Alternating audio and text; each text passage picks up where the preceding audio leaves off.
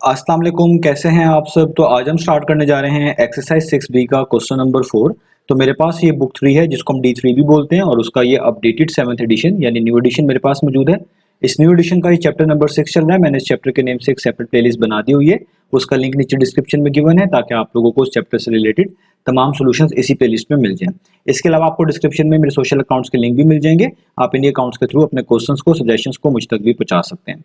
तो आइए स्टार्ट कर लेते हैं क्वेश्चन नंबर 4 को। तो अब आपको सामने स्क्रीन पर क्वेश्चन नंबर 4 की जो स्टेटमेंट है वो लिखी हुई नजर आ रही है। तो यहाँ पे मेंशन्ड है, solve the inequality 3 - 4x is greater than 3x - 18 and illustrate the solution on a number line. तो आपको सबसे पहले कहा जा रहा है कि आपने इस गिवन इनइक्वालिटी को सॉल्व करके दिखाना है और इसके सॉल्यूशंस को नंबर लाइन के ऊपर इलस्ट्रेट भी करके दिखाना है। तो इनइक्वालिटी को कैसे सॉल्व करते हैं और इसके सॉल्यूशंस को नंबर लाइन के ऊपर कैसे इलस्ट्रेट करते हैं, हम इससे पिछले तमाम क्वेश्चन में डिटेल से सीख ही चुके हैं। तो पहले पार्ट को अगर आप देखें तो यहाँ पे लिखा हुआ है if x is a prime number. वो कह रहे हैं कि अगर x कोई प्राइम नंबर है, आप देख सकते हैं इस इनइक्वालिटी में 4 के साथ x मेंशन्ड है, 3 के साथ x मेंशन्ड है, इसी x की बात हो रही है कि अगर ये x कोई प्राइम नंबर है तो write down the possible values of x that satisfy the inequality. तो वो आपसे कह रहे हैं कि उन पॉसिबल वैल्यूज को लिखें x की जो कि प्राइम नंबर भी हो और इस इनइक्वालिटी को सेटिस्फाई भी करती हो। पहले पार्ट में आपने ये फाइंड आउट करके दिखाना है। दूसरे पार्ट पे लिखा हुआ है does x is equal to 0 satisfy the inequality. वो कह रहे हैं कि क्या अगर x की वैल्यू 0 के इक्वल हो, x 0 के इक्वल हो, तो वो इस इनइक्वालिटी को सेटिस्फाई करेगा। ये 0 जो आंसर है x की वैल्यू के तौर पे इस इनइक्वालिटी को सेटिस्फाई करेगा या नहीं करेगा। एक्सप्लेन योर आंसर, अपने आंसर को एक्सप्लेन करें। तो ये आपने सेकंड पार्ट में करके दिखाना है। तो आपको उम्मीद है स्टेटमेंट क्लियर होगी। तो सबसे पहला काम जो इंपॉर्टेंट है वो है इस इनइक्वालिटी को सॉल्व करना और इसकी नंबर लाइन ड्रॉ करना, इसके सोल्यूशन को नंबर लाइन पर इलस्ट्रेट करना। उसी के बाद आप इजीली पार्ट 1 और पार्ट 2 को आंसर कर पाएंगे। तो आइए हम इस इनइक्वालिटी को लिख लेते हैं। ये लिखी हुई है 3 - 4x is greater than 3x - 18। अब आप जानते हैं इनइक्वालिटी को सॉल्व करने का मतलब होता है उसमें जो अननोन है उसकी वैल्यू को फाइंड आउट करके दिखाना। जैसे आप देखें यहाँ पर आपको x लिखा हुआ नजर आ रहा है एज अ वेरिएबल, यही अननोन है, इसी की वैल्यू को फाइंड आउट करना है। तो जब भी आपने अननोन की वैल्यू को फाइंड आउट करना होता है, आप वो वाली तमाम टर्म्स जिसमें x मेंशन होता है उसको लेफ्ट साइड पर जमा कर लेते हैं और बाकी तमाम कॉन्स्टेंट्स जो होते हैं उनको कोशिश करते हैं आप राइट साइड पर रखें। इस तरीके से स्टेप बाय स्टेप आप x को आइसोलेट कर पाते हैं, सेपरेट कर पाते हैं और फिर आसानी से आप उसकी वैल्यू भी निकाल पाते हैं। तो हम भी यहाँ पर पहले स्टार्ट करते हैं इन कांस्टेंट से। पहले इन कांस्टेंट्स को हटाते हैं जो यहाँ पर आपको लेफ्ट साइड पे भी नजर आ रहे हैं और ये जो राइट साइड पे इसको भी हम मैनेज करेंगे और Aahista Aahista step by step हम अपनी तमाम एक्स वाली टर्म्स को लेफ्ट साइड पे ले आएंगे और आसानी से एक्स की वैल्यू बता देंगे। तो अगर आप इसकी लेफ्ट हैंड साइड पे देखें तो यहाँ पे लिखा हुआ है 3 - 4x। मैं अगर इसको अरेंज करके लिखना चाहूं, जैसे 4x के पीछे नेगेटिव साइन है तो मैं लिखूंगा -4x और 3 के पीछे कोई साइन नहीं है तो हम इसे पॉजिटिव कंसीडर करेंगे, +3। तो इससे आपको बात समझ आ रही है कि 3 एक तरह का ऐड हो रहा है -4x में। तो अगर आपने इस 3 को हटाना है यहां से तो आपको दोनों तरफ इनइक्वालिटी के 3 को सबट्रैक्ट करवा देना है। ये आपको पहले ही पता है, किसी कांस्टेंट को रिमूव करना हो, अगर वो किसी में ऐड हो रहा हो तो उसको दोनों तरफ उसी सेम कांस्टेंट को हम सबट्रैक्ट करवा देते हैं। तो यहां से हम 3 को पहले हटाते हैं ताकि एक्स वाली टर्म सिंपल हो सके, सेपरेट हो सके। तो यहां पे मैं लिखूंगा 3 - 4x को वैसे का वैसे ही। अब ये +3 था तो उसको खत्म करने के लिए यहां पर भी -3 करवा दिया, 3 से सेपरेट करवा दिया और इस साइड पे भी मैं क्या करूंगा, 3 से सेपरेट करवा दूंगा। अब अगर आप इनको अरेंज करके लिख लें, ये +3 है और ये -3 है और बीच में -4x है। मैं -4x को पहले लिख रहा हूं इस तरीके से और ये +3 इसके बाद और ये -3 इसके बाद। आप इस तरह इनको अरेंज करके लिख सकते हैं। हर टर्म को लिखते वक्त उसका पिछला साइन लिखना जरूरी होता है। जैसे 3 लिखा है तो उसके पीछे माइनस था, यहाँ पे माइनस लिखा। ये 3 था तो इसके पीछे प्लस था तो देखिए इसके पीछे प्लस लिखा। आगे ग्रेटर देन का सिंबल, यहाँ पर 3x वैसे का वैसे ही। ये लिखा हुआ है -18 और -3। माइनस माइनस क्या होता है, प्लस, यानी प्लस करना है। तो 18 में 3 प्लस करें कितना आता है, 21। और साइन बड़ी आपके पास जो टर्म होती है, बड़ी वैल्यू होती है, उसका आता है 18। बड़ी वैल्यू थी 3 से तो 18 के पीछे माइनस था तो यहाँ पे भी क्या आएगा, माइनस। अब ये देखिए ये +3 -3 क्या होता है, ये कट जाएगा क्योंकि प्लस माइनस माइनस होता है। 3 - 3 करेंगे तो 0 होता है, इसका मतलब +3 - 3 से क्या हो गया, कैंसिल। तो यहाँ पे बचा -4x is greater than 3x - 21। अब यहां तक हमने कर लिया। अब हम क्या करेंगे, क्योंकि हमारे पास आप देखिए लेफ्ट साइड पर एक ही टर्म लिखी हुई है -4x जिसमें x मेंशन्ड है।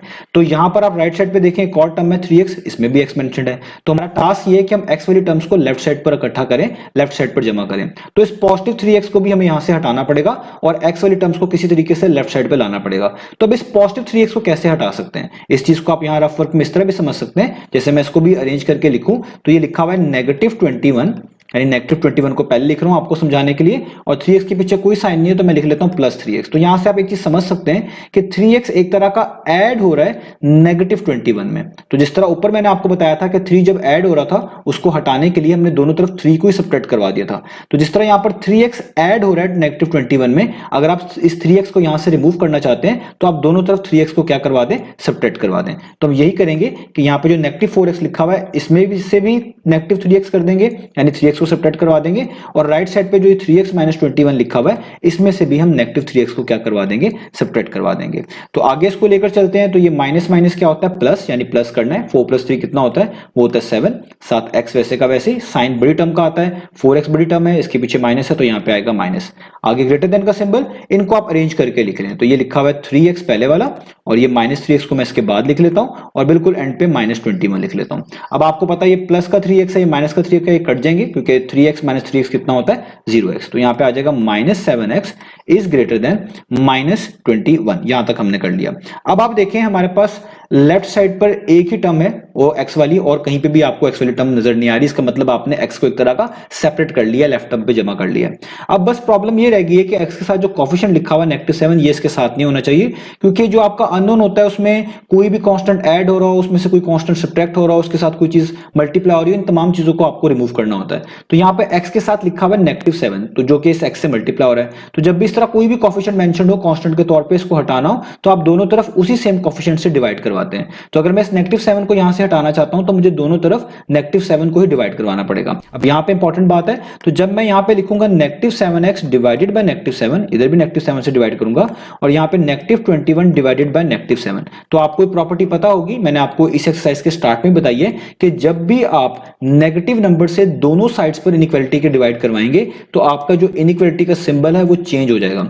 अगर वो ग्रेटर देन है तो उसको लेस देन कर देंगे, अगर वो ग्रेटर देन और इक्वल टू है तो उसको लेस देन और इक्वल टू बना देंगे, और इस तरह वाइस वर्सा ये फॉलो होते हैं। तो यहां पर आप देखिए ग्रेटर देन था, यानी -7x इज ग्रेटर देन -21 था, तो क्योंकि आपने दोनों तरफ नेगेटिव नंबर से डिवाइड कर दिया तो अब ये ग्रेटर देन को किस में कन्वर्ट कर देंगे, लेस देन में। ये इंपॉर्टेंट चीज है, ये आप याद रखिएगा। अभी -7 से कट गया, यहां पर ये x इज लेस देन हो गया, नेगेटिव से कट गया, 7 1 टाइम्स 7 3 टाइम्स 21 होता है, तो यहां पे आ गया x इज लेस देन 3। अब इसका मतलब है आपकी वो वाली वैल्यूज x की सोल्यूशन है जो 3 से लेस है, क्योंकि लिखा हुआ है ना x लेस देन 3, यानी वो वाली x की वैल्यूज आपकी इस इनइक्वालिटी का सॉल्यूशन है, इस इनइक्वालिटी को एक तरह का सेटिस्फाई करेंगी जो 3 से कम होंगी, 3 से छोटी होंगी। तो ये हमने सॉल्यूशन तो एक तरह का यहां पर पता कर लिया।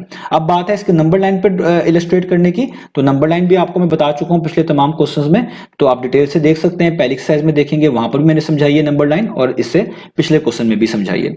तो अब आपने इन वैल्यूज को, इन सॉल्यूशंस को रिप्रेजेंट करना नंबर लाइन पर, तो मैं यहां से लिखना स्टार्ट कर रहा हूं। मैं लिखना स्टार्ट कर रहा हूं 1 से, तो यहां पे लिखूंगा 1, ठीक है। आगे मैं यहां पे लिखूंगा 2, फिर मैं आगे यहां पे लिखूंगा 3, फिर मैं यहां पे लिखूंगा 4, और फिर मैं यहां पे लिखूंगा 5। मेरे लिए यहां तक वैल्यूज लिखना काफी है, आप अपने लिहाज से भी लिख सकते हैं। 1 से पीछे लिखना चाहें तो 0 -1 -2 -3 इस तरह होंगी। अब आपने ढूंढना है कि वो x की वैल्यूज आपका सोल्यूशन थी जो 3 से लेस थी। तो 3 कहां पे लिखा हुआ है, 3 तो यहां पे लिखा हुआ है, तो इसके एग्जैक्टली ऊपर आप एक इस तरह का सर्कल बना देंगे।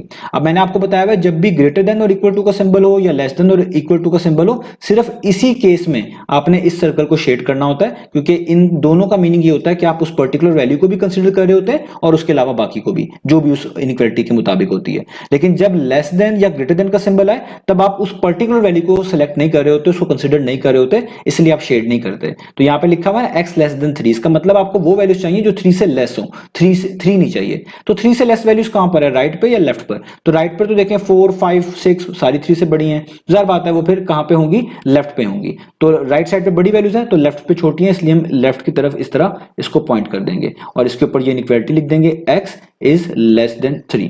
तो ये देखें हमने सॉल्यूशन भी निकाल लिया और इनइक्वालिटी के ऊपर नंबर लाइन के ऊपर हमने सॉल्यूशंस को इलस्ट्रेट भी कर दिया। तो ये एक तरह का हमने इसका फर्स्ट जो पार्ट थी स्टेटमेंट की वो हमने कंप्लीट कर ली। अब आगे चलते हैं हम पार्ट नंबर 1 की तरफ।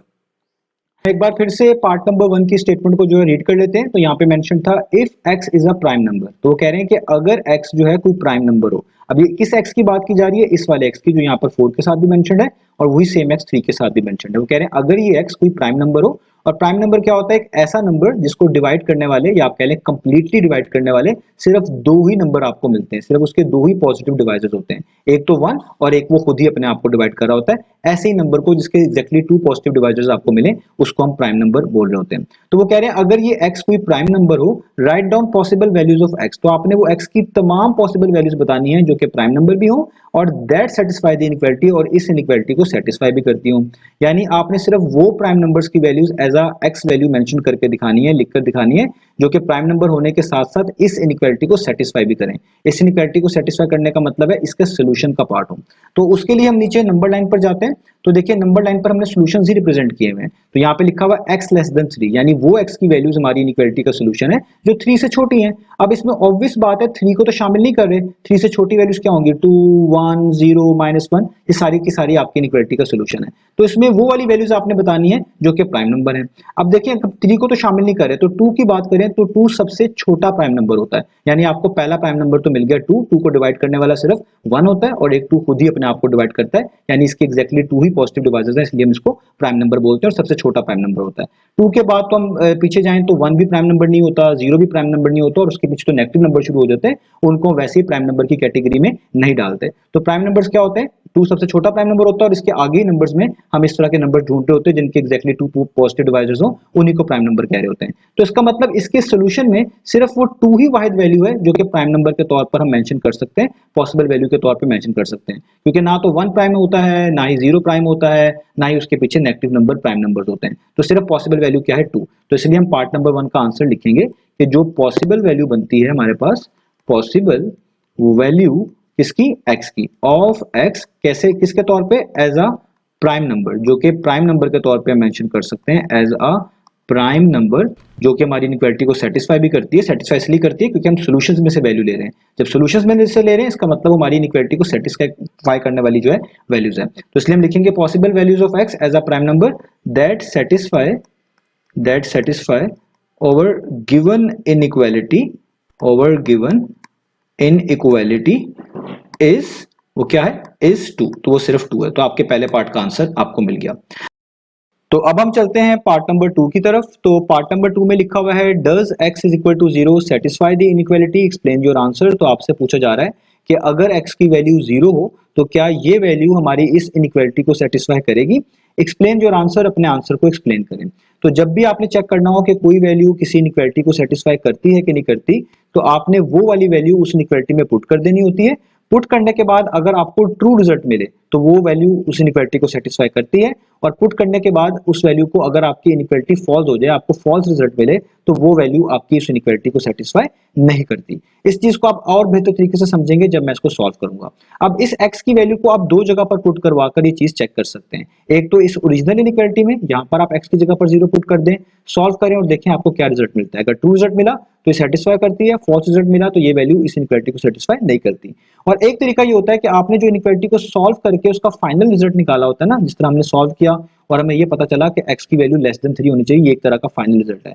तो आप इसमें भी x की वैल्यू यहाँ पर 0 पुट करके ये पता लगा सकते हैं कि हमारी x is equal to 0 value हमारी इनइक्वालिटी को सेटिस्फाई कर रही है कि नहीं कर रही। तो दोनों तरीकों से ठीक है, या तो इधर x की जगह पर 0 पुट कर दें, या तो जो हमारे पास ये आंसर आया हुआ है इसमें x की जगह पर आप 0 पुट कर दें। दोनों तरीकों से चीजें बिल्कुल ठीक हैं।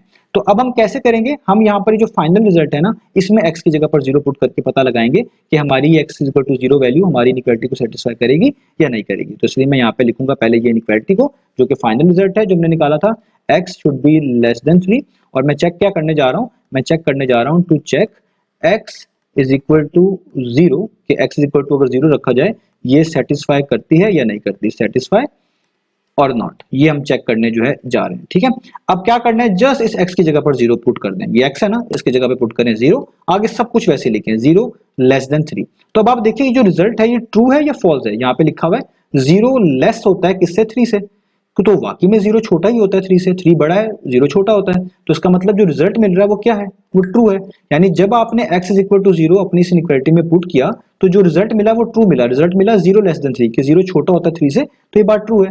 तो अगर आपको ट्रू रिजल्ट मिल रहा है तो उसका मतलब आपकी जो वैल्यू है वो वाकई में आपकी इनइक्वालिटी को सेटिस्फाई करती है। तो आप यहाँ पे लिखेंगे yes x is equal to 0